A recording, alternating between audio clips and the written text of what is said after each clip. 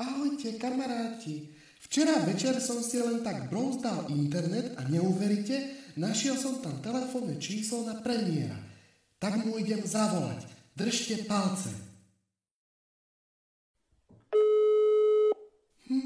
Zvoní to. Hi everybody, I'm Igor from Slovakia. Oh, no, nemusíte po anglicky, pán premiér. Môžem na chvíľočku?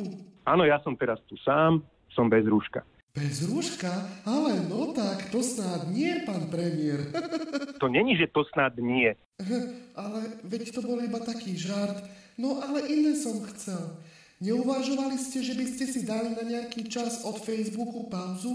Ja som pripravený kedykoľvek. Wow, tak to šlo hladko. Tak máme váš sľub, áno? Bohužiaľ, my máme Richarda. Jaj, zase ten sulík. Prečo ste ho sem museli ťahať? Je mi navracanie z toho. Prepáčte, že som vám pokazil reláciu. Je mi z toho navracanie a doplač. Nie, nepláčte. Vy aj ten Marek Krajčí stále pláčete a teraz aj... OK, debil. Haló?